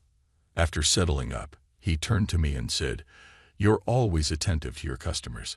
I think that's truly remarkable." "Thank you. I'm just doing my best every day," I responded, surprised by the unexpected compliment. "Are you a college student? Have you started thinking about job hunting yet?" he asked. "Yes, but I haven't started doing anything yet," I replied. Hearing my response, he pulled out a business card and continued, "Actually, I'm the president of a company, and I'd really like for you to work with us." I couldn't comprehend what had just happened for a moment. It felt surreal. Being scouted while working a part-time job was like something out of a movie, a dream scenario I'd never imagined. "Our company needs people like you for the future," he said, looking at me with genuine conviction. I never imagined myself being evaluated so highly, and while I couldn't make a decision on the spot, his words resonated with me. When I got home, I looked at the business card again the next day. It displayed the name of an established company and read, Robert Johnson, President and CEO. Curious, I researched the company and found that it had a stable track record and a positive reputation. A few days later, summoning my courage, I called the number on the card. Mr. Johnson agreed to meet with me, and we scheduled an interview for the following week. On the day of the interview, I visited the company, feeling a mix of nervousness and excitement. Though I was slightly overwhelmed by the unfamiliar setting, the warm welcome from the receptionist helped ease my anxiety. When I was ushered into the president's office, Mr. Johnson began speaking immediately. I'm thrilled that you're considering working with us. Your approach to customer service aligns perfectly with our company's values, he said with enthusiasm. His words gave me a newfound sense of confidence. As he explained the company's operations and culture, I realized it would be a great environment for my personal and professional growth. To be honest, I had doubts about whether I could work there right up until the interview. However, the more I listened to Mr. Johnson, the more those doubts faded, and I made my decision. I would be honored to work here, I said firmly. We proceeded with the paperwork that day, and it was decided that I would officially join the company at the start of the new fiscal year. And just like that, I took my first step into the professional world. I never imagined that what I had learned through customer service at a small restaurant would lead to such a significant opportunity. When I shared the news with Marcus, he celebrated as if it were his own success. You did it. That's amazing, Kevin. I know you'll do great there, he said with genuine joy. Determined not to forget the sincerity and gratitude I had developed, I vowed to carry those values into this new chapter of my life. I realized they were essential in any environment, and I was grateful to have learned that lesson on my first day of the company. I was too nervous to eat much breakfast. As I walked through the company gates, I felt a strange mixture of anxiety, excitement, and anticipation. This was the start of a new chapter in my life. However, reality soon proved to be harsh. During my first company meeting, I had the chance to meet my new colleagues and introduce myself. The introductions began so we could learn each other's names and faces. Most of my peers were graduates of prestigious universities, high-ranking elites. When my turn came and I mentioned the name of my university, an uncomfortable silence filled the room. It only lasted a few seconds, but it felt like an eternity. The air became heavy with awkwardness. After the pause, I heard whispers from some of the employees. I've never heard of that university. How did someone from there even get hired here? I felt my face flush, but I managed to finish my introduction despite the intense discomfort. A wave of embarrassment washed over me. But at the same time, I remembered the day Mr. Johnson had scouted me. I couldn't let myself crumble here. The thought of that strengthened my resolve. I was determined to work harder, prove myself, and live up to his expectations. However, just as my resolve solidified, the harassment began. The ringleader was my manager, Chris, aided by two elite colleagues, Amanda and James. Chris would blow minor mistakes out of proportion, making snide remarks to provoke me. Whenever he did, the elite colleagues would either laugh along or actively join in, turning it into a daily routine of ridicule. Even when I achieved good results, Chris never acknowledged them. As time passed, the harassment escalated. Amanda and James, skilled at flattering Chris, seemed to believe that staying close to him would secure their own superiority. Chris clearly favored them, which made my situation all the more difficult. Eventually, they began assigning me the most tedious tasks while taking credit for my efforts. While I stayed late working, they attended other projects or went out for dinners with clients. During my early days at the company, I had focused all my energy on adapting to the new environment. But Chris and his allies seemed intent on testing my limits, meeting my efforts with cold indifference. At first, I believed that any mistakes I made would be met with fair and constructive feedback. It's only natural to correct even the smallest errors. That's part of the learning process. But over time, their feedback turned into thinly veiled insults. One day, I made a small error on some paperwork, and Chris harshly reprimanded me. "Such mistakes are typical for someone at your level," he muttered, prompting smug smiles from Amanda and James. It felt as though they weren't just criticizing my mistake, but my entire worth as a person. Chris continued to find reasons to fault me, even when the responsibility lay elsewhere. "You're the newbie. You should have been more cautious," he'd say, twisting the facts to suit his narrative. This led to a noticeable shift in how others in the office perceived me. Their gazes grew colder, and whispers of doubt spread. Amanda and James resorted to subtler methods of sabotage. One day, I discovered that someone had removed crucial documents from my desk. I was sure I had double-checked everything the night before, but during a meeting, the missing files came to light, and I was held responsible. "You probably didn't even bother to double-check," they sneered. "Graduates from no-name universities really lack attention to detail, don't they?" The two colleagues smirked coldly as they exchanged glances. In that moment, a wave of frustration and anger surged within me. But even then, I knew I couldn't back down. I resolved to steadily increase what I could do, bit by bit. On one project, I finally began to see the potential for significant results. But just before the breakthrough, Chris intervened. "This project is too advanced for you," he said, reassigning it to Amanda and James. Years of effort evaporated in an instant as they gleefully took over and claimed the credit for my work. I was powerless to stop them, forced to watch as my efforts were stolen right in front of me. Weeks later, while working on another proposal, Chris altered the instructions just before the deadline. The changes were unreasonable, almost impossible to execute. "If you don't handle this quickly, it'll damage our department's reputation," he said, pushing the responsibility solely onto me. In the end, even the project I had poured my heart and soul into was claimed by my elite colleagues, who took credit for the finalized proposal and received all the praise. To make matters worse, there was an incident where an important client meeting was supposedly canceled. Chris used it as an excuse to blame me. "This wouldn't have happened if you had coordinated properly," he said. However, the truth was that the elite colleagues had deliberately excluded me from the communication and proceeded with the meeting themselves.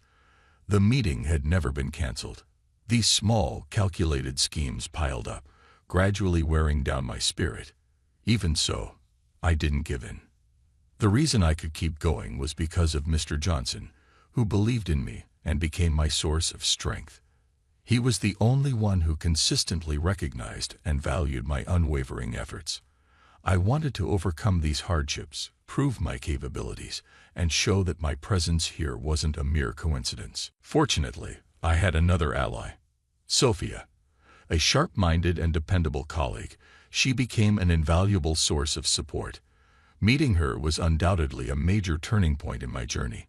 She didn't judge me based on my academic background or past. Instead, she saw me for who I was in the present. One evening after work, we stopped by a cafe, and she told me something I'll never forget. "Your academic background is just part of the past. What matters now is whether people can trust you as a person." Her words, spoken with a lively sparkle in her eyes, offered me a fresh perspective. They became the catalyst for a profound change in how I saw myself. Her encouragement helped me let go of my lingering insecurities about my past mistakes and background, giving me the courage to focus on the future. Sophia's unwavering support became a source of strength that she likely didn't even realize she was providing. Her words echoed in my mind, motivating me to push forward whenever I felt discouraged. We worked on many projects together. Her calm decision-making and natural leadership often guided the team through challenges. Whenever I stumbled, she quietly stepped in to help, her actions always brimming with kindness. One particularly memorable moment occurred during a high-pressure project. I was struggling with a complex problem, unsure of how to resolve it. Unable to ask for help out of hesitation, I found myself stuck until Sophia stepped in. Without saying much, she sat beside me and started helping me organize the issue. "Don't worry, we'll figure it out together," she said with a reassuring smile. Thanks to her thoughtful advice and the team's collective effort, we completed the project successfully. Working with Sophia taught me the importance of trusting others. I realized I didn't have to shoulder everything alone. That moving forward with trustworthy teammates was crucial. That trust became a powerful force that could overcome any difficulty. Our relationship extended beyond the workplace, and we grew closer as friends. One weekend during lunch, she shared her dreams with me. "One day, I want to launch a project based on my own ideas. Wouldn't it be amazing to see your vision come to life?" Her eyes sparkled with hope as she spoke, and her words reignited a dormant sense of ambition within me.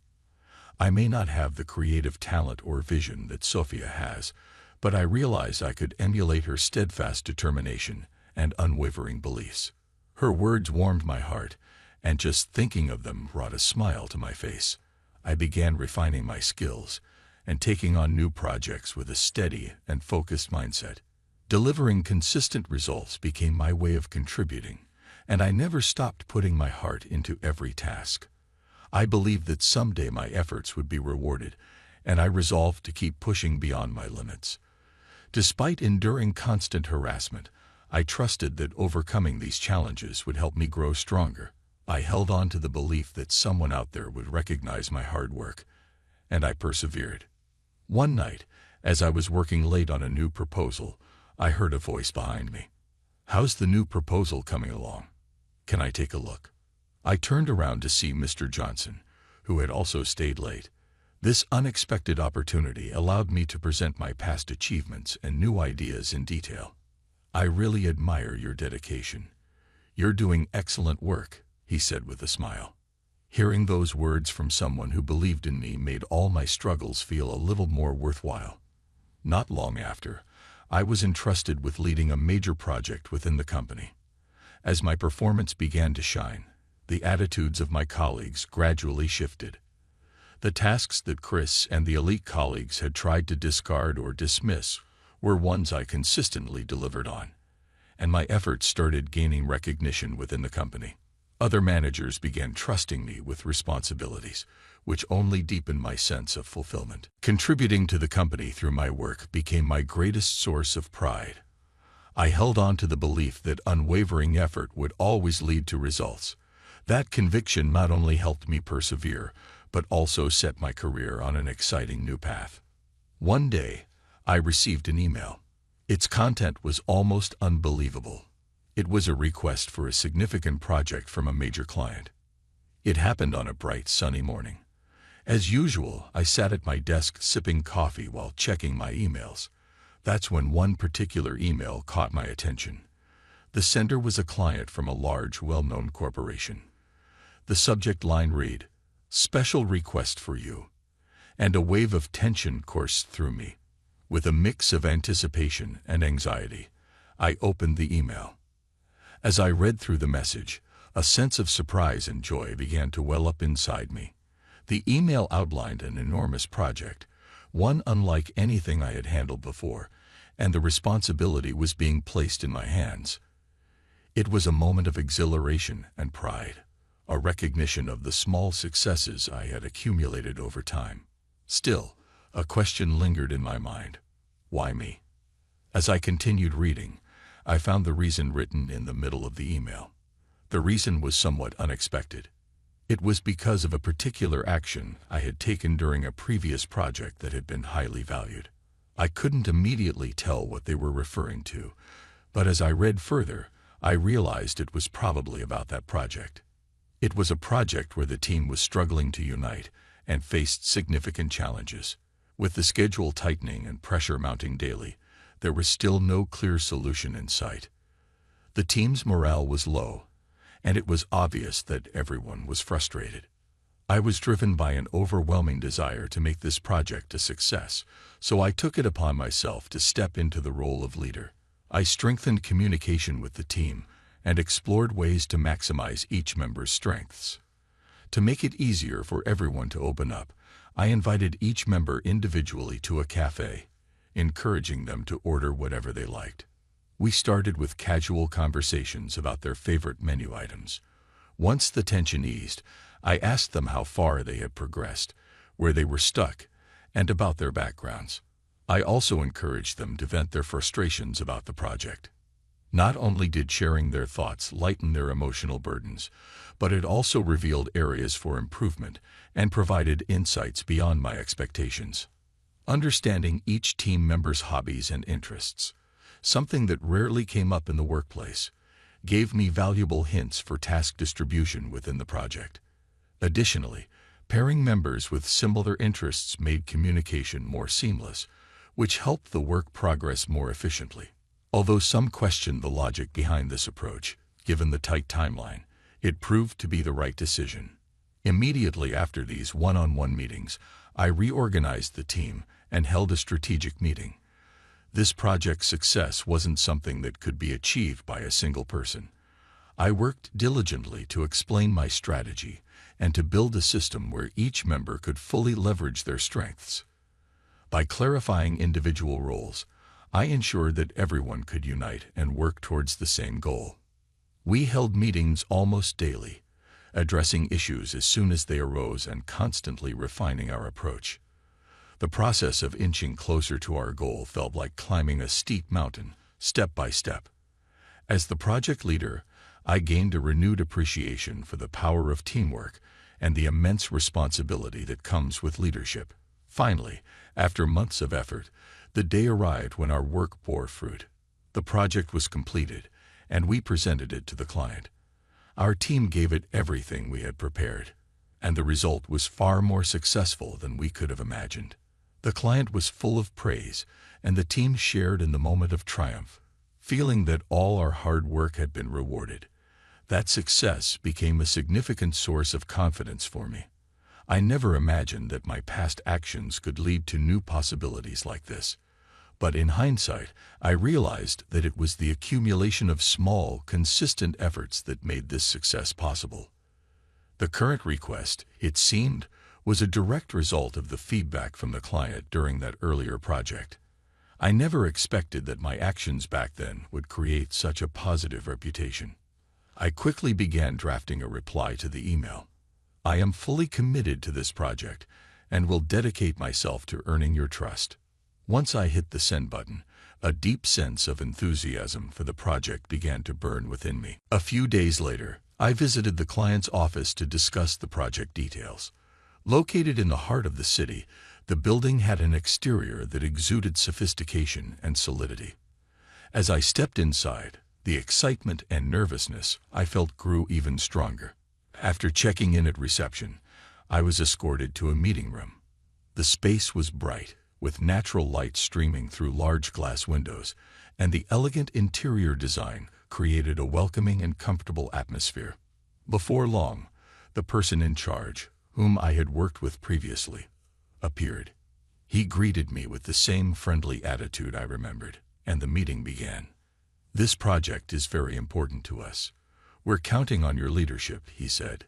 He then went on to explain the project's objectives, schedule, budget, and other intricate details. As I listened to everything being laid out, I was momentarily overwhelmed by the sheer scale of the challenge. Yet, even more than that, I felt a growing sense of purpose and excitement. The success of this project would not only contribute to the company, but also be a stepping stone for my own growth and future opportunities. Knowing that the client had recognized my past efforts and trusted me with this new responsibility boosted my confidence immensely. The weight of this responsibility was undeniably heavy, but it was this very pressure that motivated me even more. I also learned that not only Mr. Johnson but also the chairman, Mr. Anderson, had high hopes for this project. In fact, within the company, this was seen as a key initiative led by Mr. Anderson himself, drawing significant attention. The core members chosen for the project team included Chris, Amanda, James, 2 elite colleagues, and me. It quickly became clear that this project was both highly complex and carried significant responsibility, filling me with both a sense of purpose and an underlying unease. The unease stemmed from the fact that my team consisted of the 3 people who had made my life difficult. Nevertheless, I saw this as a prime opportunity to prove my abilities, so I shifted my focus entirely to the project. As part of the project's first phase, I was assigned to conduct on-site research. This was followed by numerous meetings with persons in charge from the client company to clarify their every need and expectation. On-site visits were essential for gathering information that couldn't be captured through desk work alone, including subtle nuances that required careful discussion. Every day, I came home utterly exhausted, but the insights I gained proved invaluable later. Meanwhile, Chris and the 2 elite colleagues were busy drafting documents and planning strategies back at the office. While they seemed occupied with paperwork, they made no effort to participate in field research or meet with the client. Field work must be tough, huh? You don't need to go in person when you've got documents to reference, they casually remarked, sounding nothing like responsible project members. During this time, I was juggling both my regular duties and the project responsibilities, effectively doubling my workload. Late nights became common, and the fatigue piled up with each passing day. Chris, Amanda, and James, on the other hand, stuck to their usual tasks and contributed little to the project. What's worse, as my overtime hours increased, their remarks became increasingly absurd. Working a lot of overtime, huh? It doesn't make sense for you to rack up more overtime pay than the rest of us when we're on the same project, Chris said with a mocking grin. If you're getting extra, then we should get the same amount. It's only fair, right? I couldn't make sense of their twisted logic. From now on, every time you finish your overtime, you'll report to the 3 of us. Then we'll clock out at the same time as you, Chris declared. I was stunned. Chris, that's really not okay, I said firmly. What? Got a problem with it? If you defy me, I'll tell Mr. Johnson that you've been slacking off. If you don't want that, you'd better do as I say, he replied coldly. It was a ridiculous demand, but I had no choice but to stay silent. Next to Chris, the elite colleagues were laughing gleefully. Chris, let's not waste time on someone like him. Let's head out already. I'll show you that great place I found the other day, one of them chimed in. With that, the 3 of them left, chatting happily and leaving me alone in the quiet office. I stared at my phone screen, feeling the weight of the situation. Opening the time card app, I couldn't help but picture how little effort they were putting in compared to me, which only deepened my frustration. I sat down at my desk, turned to my computer, and resumed working on the presentation materials. The project was reaching its final stages, and the next step was to visit the client's office to deliver a presentation summarizing the progress so far and detailing the final adjustments. It was a crucial moment, a direct proposal to the client's president. As expected, Chris and the 2 colleagues once again dumped the responsibility of creating the materials onto me. We're counting on you. You're the most experienced after all, Chris said casually, his tone light and unconcerned. Yeah, if we made it, you'd probably just criticize it anyway, James added with a smirk. There was no point in asking them to help. It wouldn't result in decent materials anyway. It was faster and more efficient to handle it myself, so I silently got to work on the presentation. As I focused on the task, Sophia, the colleague who never judged me for my academic background, approached me. Hey, are you okay? You don't look so great lately, she said gently, offering me a rice ball with a warm smile. I felt a bit of the tension leave my shoulders as her kindness gave me a moment of relief. Thanks, I really needed this. I was getting hungry. But honestly, those 3 are something else, right? I replied, showing her my phone screen. Look at this. I have to report to them every night when I clock out. It's driving me crazy. Every single night. That's awful, she said, shocked. Is there anything I can do to help? I appreciated her offer, but I shook my head. The presentation materials contained confidential information, and I felt it was my responsibility to complete them on my own. Even so, just having her there made me feel a little less alone. The pressure was immense, so much so that I sometimes dreamed about working even in my sleep. However, this was also my chance to make the most of all the research I had done so far. I worked on the presentation materials until the very last train home, making sure they accurately reflected the client's needs while being clear and persuasive. I had to repeatedly refine the information and review the presentation's flow. After several days of relentless effort, I finally completed the presentation materials. Each night, I stayed late at the office, only to collapse into bed as soon as I got home.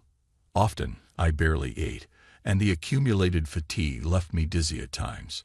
Still, knowing that this presentation could determine the project's success, I refused to compromise on anything. Completing the materials felt like achieving a major milestone, but I was filled with tension about how the presentation would be received. A compelling and convincing presentation was critical to winning the client's full approval and ensuring the project's success. I was determined to give it my all. On the day of the presentation, I felt a mix of excitement and nerves that made it impossible to stay calm. I had arranged to rent a car to travel to the client's office, and as the time to depart approached, something completely unexpected happened. Damn it! I slipped. I accidentally shredded your driver's license, Chris said with a smirk, looking directly at me. The shredder let out a grinding sound as my license was ruthlessly torn to pieces. I stood there, stunned, unable to process what was happening. The two elite colleagues glanced at each other and burst into laughter. "Are you serious? That's hilarious. Guess I'll do the driving then," one of them joked mockingly, volunteering with an exaggerated tone. Then Chris turned his icy gaze on me and delivered a cold, cutting remark. "You're unnecessary. You're just dead weight. Doesn't matter if you're here or not. A nobody from an unknown university like you is just a burden." His words cut deep, and a wave of humiliation and helplessness washed over me. It felt like all my effort and hard work had been dismissed in an instant. My chest tightened with frustration, and I was too choked up to respond. I could only stand there, frozen. But I couldn't let myself accept this humiliation. Anger welled up from the depths of my heart, but I swallowed it back, forcing myself to speak in a trembling voice. "Then I'll stay." Chris's contemptuous gaze only fueled the fire of defiance within me. No matter how much they looked down on me, I would prove my worth on my own terms. As I watched Chris and the two elite colleagues leave for the meeting, I reaffirmed my resolve. I wouldn't let my hard work go to waste. No matter what, I would secure success. After they departed, I focused on what needed to be done and decided to take action. What happened next was something I learned about a month later from my supportive colleague, Sophia. Chris and the two elite colleagues arrived at the client's office, walking confidently into the meeting room. There, they were greeted by the client's president and his son. The son looked at the three of them curiously and asked, "Oh, you're the ones who came. That's odd. I was told someone else was handling this because, well, you three are." Before he could finish, Chris interrupted, cutting him off mid-sentence. "Well, you see, that guy made an unbelievable mistake just before we left. He shredded his driver's license, so the three of us came in his place." Chris explained, brimming with false confidence. "He's just a nobody from an unknown university. We, with our prestigious backgrounds, will handle the presentation," Chris declared confidently. With that, he set up the computer and began the presentation using the materials I had prepared. However, as soon as he started, Chris became flustered and stumbled over his words. "Wait, there aren't enough explanations here. Where's file 3? I had designed the materials to be concise, focusing on key points while leaving the detailed explanations for verbal delivery to avoid a dull presentation. "That's not it," Chris James said, trying to help. "That file has a different name." "Shut up, don't contradict me." Losing his composure, Chris began taking out his frustration on James, who was trying to help. "Wait, wasn't this where we were supposed to adopt Plan A?" "No, that's wrong. It was switched to Plan B. I thought we agreed on Plan C." The three of them descended into a heated argument right there in the meeting. At that moment, the client's son, who had been quietly observing, finally spoke. "That's enough. We've seen all we need to." As it turns out, the report we received was accurate. Earlier today, we were informed by your company that the three of you have been terminated, effective immediately, the client's son said calmly. The three of them froze, their faces blank with confusion. "If you need clarification, you've been instructed to open File 7, he added. In a panic, Chris quickly opened the file. Inside, the message read, "Due to prolonged harassment and falsification of time card records, the following three individuals are hereby dismissed, effective today, for gross misconduct." Below the statement were their names. Unable to respond, the three of them sank into their chairs, staring at the ground. "Well, that's how it went," Sophia said with a warm smile. "Thanks. I'm just relieved the client's present liked the presentation," I replied. We clinked glasses to celebrate and exchanged a smile before taking a sip. I'm glad it all worked out, and giving those three a little surprise was just the cherry on top, Sophia added with a mischievous grin. The two of us were having dinner to celebrate the successful presentation and the new contract. To my surprise, I learned that Sophia and the client's son were childhood friends. We grew up in the same neighborhood. He's always been a bit of a jokester, so when I told him about everything, he was more than happy to play along. She explained, laughing. In fact, I had recorded the harassment by those three on my phone. I had also kept detailed records of the time card manipulation on it.